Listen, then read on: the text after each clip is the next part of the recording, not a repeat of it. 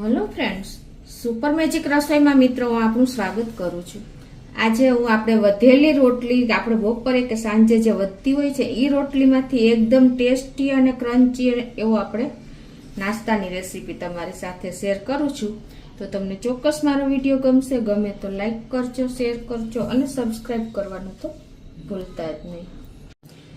તો મિત્રો આ નાસ્તામાં આપણે નથી બટેટાને ઉકાળવા એટલે કે બાફવાની જરૂર કે મિનિટોમાં આ નાસ્તો બની જાય છે, ટાઈમ પણ નથી લાગતો।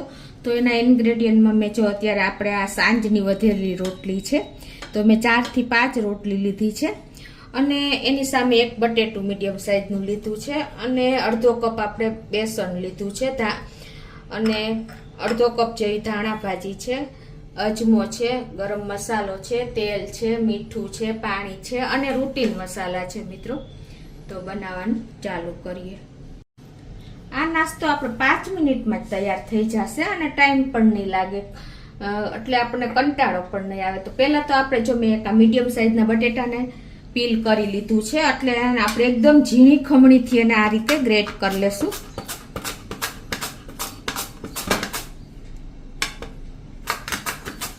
તો આ રીતે જો આપણે એકદમ ઝીણું ગ્રેટ કરી લેવાનું છે અને હવે એમાં આપણે મસાલા કરશું। તો એને પહેલા આપણે એક બોલમાં લઈ લેશું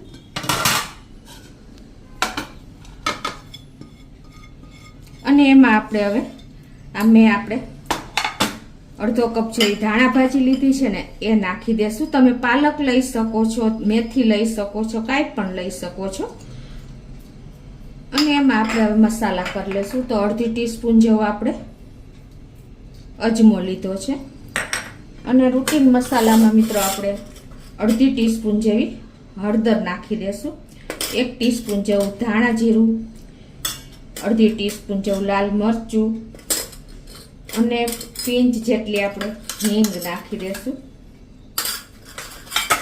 અને ગરમ મસાલો આપણે 1 ટીસ્પૂન જેવો નાખી દેશું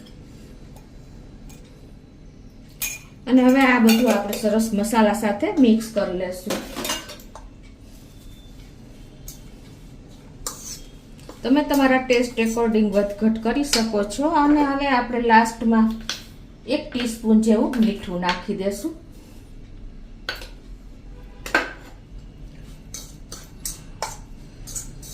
અને હવે આ મસાલો આપણે જો બટેટાના છીણ સાથે એકદમ સરસ મેચ થઈ ગયો છે। તો હવે એમાં આપણે અત્યારે મેં અડધો કપ જેવું આ બેસન લીધું છે ને એ આપણે આમાં નાખી દેશું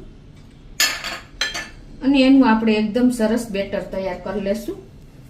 હવે આમાં જો આપણે લમ્સ ફ્રી આપણે બેટર તૈયાર કરવાનું છે, થોડું પાણી એડ કરતા જશું અને આપણે બેટરને ફેટીને સરસ તૈયાર કરી લેશું।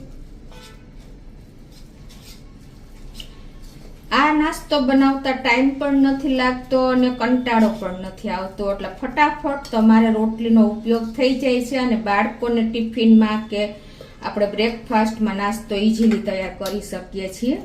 તો આપણે આ રોટલીને કવર થાય ને એવું આપણે બેટર તૈયાર કરવાનું છે, બહુ લૂઝ નહીં અને બહુ કઠણ નહીં એવું। અને 1 ટીસ્પૂન જેવા આપણે લાસ્ટમાં તલ નાખી દેશું, સફેદ તલ, અને આને આપણે સરસ મિક્સ કરી લેશું। તો હવે જો આપણું બેટર પણ તૈયાર થઈ ગયું છે તો હવે એને સાઈડ ઉપર રાખીને અને હવે જે આપણે વધેલી રોટલી લીધી છે ને એને આપણે કટ કરી લેશું। તો આપણે આ રીતે 2 રોટલી લીધી છે તો એને આ રીતે આપણે પહેલા બોર્ડરથી કટ કરી લેશું।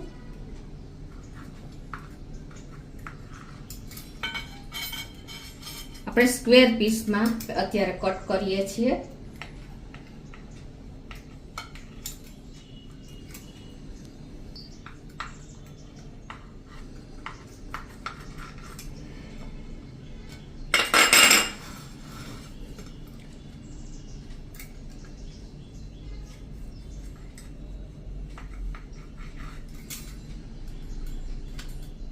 હવે આને આપણે આ રીતે કટ કર્યા પછી એને આપણે સ્ટ્રીપમાં કટ કરી લેશું, આ રીતે લાંબી સ્ટ્રીપમાં, એટલે તમને આપણે એને ઈઝી પડે।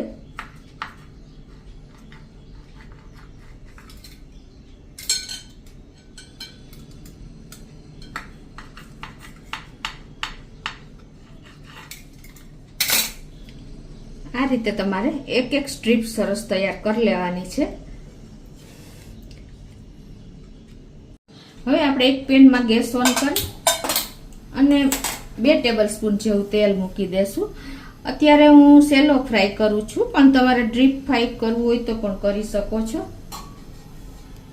જે આ બેટર બનાવ્યું છે ને એમાં જ આપણે આ રોટલી જે સ્ટ્રીપમાં કટ કરી છે ને એને આ રીતે આપણે બેટરથી કવર કરી દેશું અને આમાં આપણે ડીપ સેલો ફ્રાય કરી લેશું. આ રીતે મસાલા કોટિંગ કરી લેવાનું છે. આપણે જે બેટર બનાવ્યું છે ને એને આ રીતે અને એને આ રીતે તમારે મૂકતું જવાનું છે.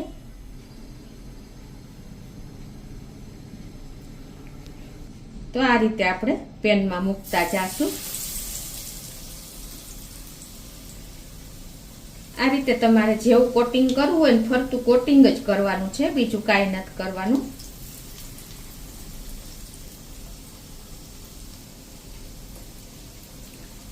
બાળકોને તમે ઇન્સ્ટન્ટ આ રીતે નાસ્તો તૈયાર કરીને સર્વ કરી શકો છો અને ટિફિન બોક્સમાં પણ સવારમાં ઉતાવળ હોય તો થઈ શકે છે. અને ગેસની ફ્લેમ સ્લો ટુ અત્યારે આપણે મીડિયમ રાખી છે. હવે એને આપણે આ રીતે જો ગોલ્ડન બ્રાઉન થાય ને એટલે સેજ આને આપણે આ રીતે ટર્ન કરી લેશું.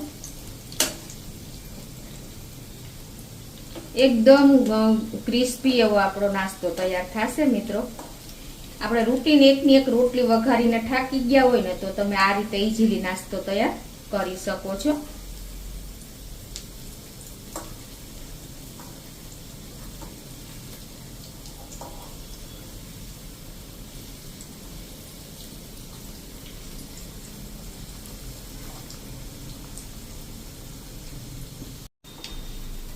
તો આ રીતે જુઓ આપણે એકદમ સરસ ગોલ્ડન ફ્રાય સેલો ફ્રાય થઈ ગયા છે.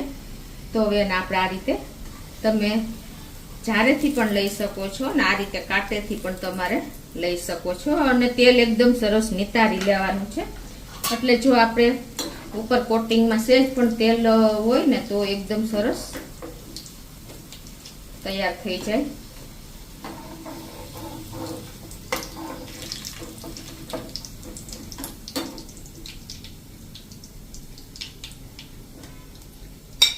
જો મિત્રો એકદમ ક્રન્ચી અને એવો આપણો સરસ ફટફટ નાસ્તો તૈયાર થઈ ગયો છે. તો આ રીતે આપણે હવે બધી સ્ટ્રીપ સેલો ફ્રાય કરી લઈએ ડીપમાં બોળીને.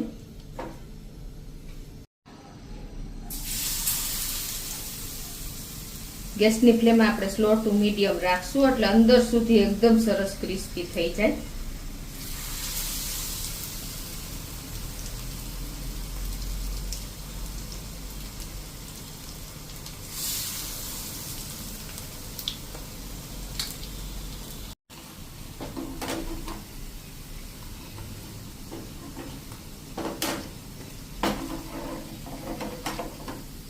તો આ રીતે આપણે જો બધી સ્ટ્રીપ તૈયાર કરી લેશું.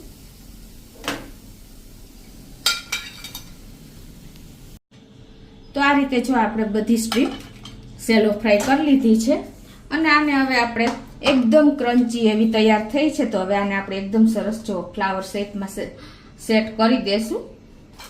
અને આને તમે લીલી ચટણી છે, ચા છે, સોસ છે, કોઈ પણ સાથે તમે એન્જોય કરી શકો છો મિત્રો. કોઈ ટાઈમ પણ નથી લાગતો અને વેસ્ટમાંથી બેસ્ટ એટલે કે આપણી લેફ્ટ ઓવર રોટલીનો ઉપયોગ કરીને તમે ટિફિનમાં છે, બ્રેકફાસ્ટમાં છે, બાળકોને આપી શકો છો મિત્રો. તો તમને ચોક્કસ મારો આ વિડીયો આ ગમ્યો હશે. ગમે તો લાઈક કરજો, શેર કરજો અને સબસ્ક્રાઈબ કરવાનું તો ભૂલતા જ નહીં.